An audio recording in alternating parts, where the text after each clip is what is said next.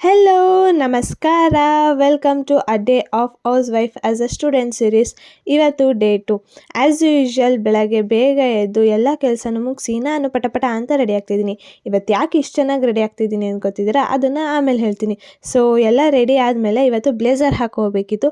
ಆ black blazer black ಪ್ಯಾಂಟಲ್ಲಿ ಒಳ್ಳೆ lawyer ಥರ ಕಾಣಿಸ್ತಿದೆ. ನಿಮಗೂ ಹಾಗೆ ಕಾಣಿಸ್ತಿದ್ದೀನಾ? ಹಾಗಿದ್ರೆ ಹೇಳಿ. ಸೊ ನಾವು ರೆಡಿ ಆಗ್ಬಿಟ್ಟು ಹೊರಟಿದ್ದೆ ಕಾಲೇಜ್ ಕಡೆಗೆ.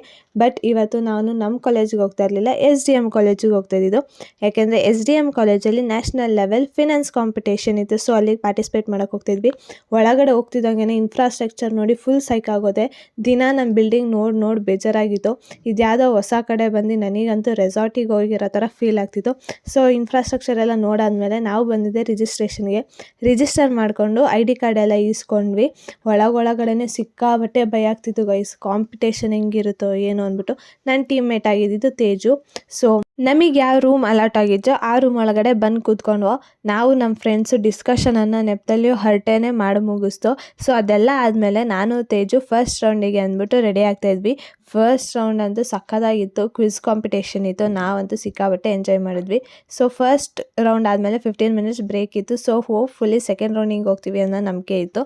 ಸೊ ಬಟ್ ಟ್ವಿಸ್ಟ್ ಇದ್ದಿದ್ದೆ ಅಲ್ಲಿ. ಸೆಕೆಂಡ್ ರೌಂಡ್ ಅಂತೂ ಫುಲ್ ಟಫ್ ಇತ್ತು. ನಾವಂತೂ ಗಾಬರಿ ಆಗ್ಬಿಟ್ಟು ಫೈನಲ್ ಸ್ಟೇಜಿಗೆ ಬರ್ತಿದ್ದಿದ್ದು ಕೇಸ್ ಸ್ಟಡಿ ನಮಗೆ ಸೆಕೆಂಡ್ ಸ್ಟೇಜಿಗೆ ಬಂದ್ಬಿಟ್ಟಿತ್ತು. So hoping for the best ಅಂದ್ಕೊಂಡು ಥರ್ಡ್ ರೌಂಡಿಗೆ ಹೋದ್ವಿ. ಥರ್ಡ್ ರೌಂಡ್ ಎಲ್ಲ ಮುಗಿಸ್ಕೊಂಡು ನೆಕ್ಸ್ಟು ಫೈನಲ್ ರಿಸಲ್ಟ್ ಇತ್ತು.